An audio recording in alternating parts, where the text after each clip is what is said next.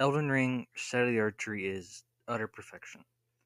This DLC on its own could be considered its own like short game from a lot of developers, and I feel like that's what makes it so good.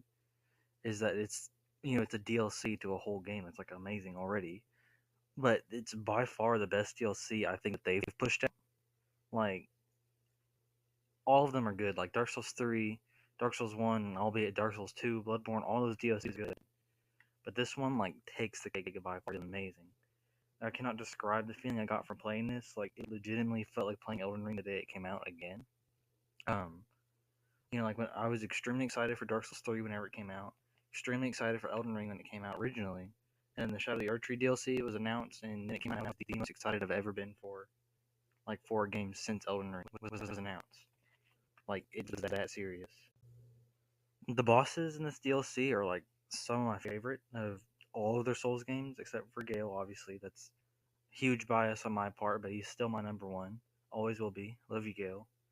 But like all of the remembrance bosses in this, even some of the smaller ones, are extremely rememberable. Like I mean, like their move sets, their looks, all their attacks, everything. Um, some bosses that like really stood out to me as my favorites were the Dancing Lion guy, Mesmer, the Radon and Mikula fight, and Rilana. Like those ones really stood out to me. Some of my favorites. There was two I didn't like, and it was that finger lady. I don't remember what her name was. That's only because I killed her like extremely fast. Like both times that I fought her, she died extremely fast, so I didn't really get to see much of her. And that fucking flower with three phases, like it's a good fight. I remember it. I had fun with it, but there was no reason that fucking flower should have had three phases. Anyways, it was still good. Everything in this was amazing. The NPCs, like with Leda, I don't know, was her name Leda? Leda and Hornsent and all those people. Even the Bale guy that like goes, Bale! That dude, it was cool. Everything was cool. The areas, like that flower field, and then there's the other one with the red flowers. Walking up to Bale's room with all the lightning in the air, everything. There was like different lighting. I don't know if anybody realized that, but there was like a lot. Like the lighting engine was different. I don't know if that actually did happen, but everything looked different and felt different. It was amazing. It felt nice. It felt new. It felt fresh. It was amazing. I loved it. Like it was just perfection. I don't even know how to describe it. Even the enemies on their own are amazing. Like those dudes with the little discs. And you can get that weapon. I got the weapon from them really early, and I used it for a lot of it. I didn't use it for the whole thing, because I wanted to try out a lot of the weapons, because the weapons are like incredible. Their Ashes of War are so good, except for like some of them look good, but then their Ashes of War suck. But that's a different time, a different video. But it was amazing. I love this. Like I have not had this much fun playing something like overcoming the challenges of the bosses and having to actually take the time to learn all of the moves and fight them and overcome the difficulty of them was amazing.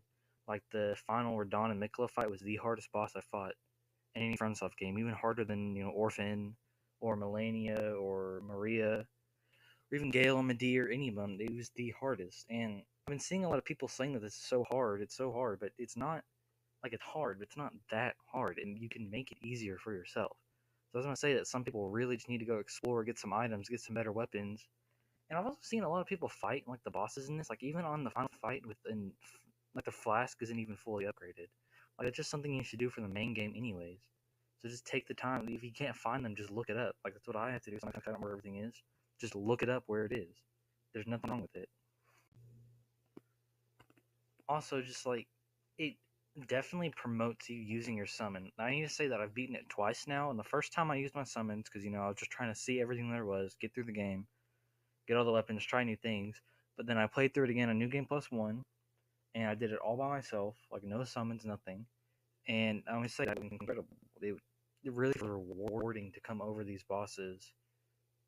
Come over, um, hold on, like you know what I mean, like learn their move sets, beat them, and get all the stuff from it. It's an extremely rewarding feeling to do it on your own.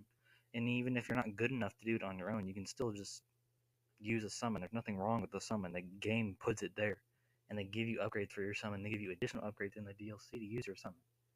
Like there's obvious intent by the game for you to use it. Like they expect you to use it.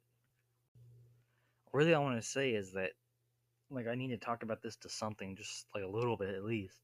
That this it was amazing. I loved this. I fall in love with this DLC already.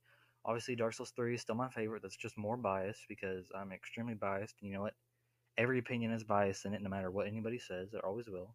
But like Elden Ring and Dark Souls 3 now go hand in hand for me. Like, if anybody actually knows me, probably don't, or even knows like a little bit about me, Dark Souls 3 is my favorite Souls games of all time. I love that game to death, and Elden Ring was always just slightly under it, just because of like again bias. But now it is extremely close. Like they are neck and neck. Keep going for number one and two, both of them.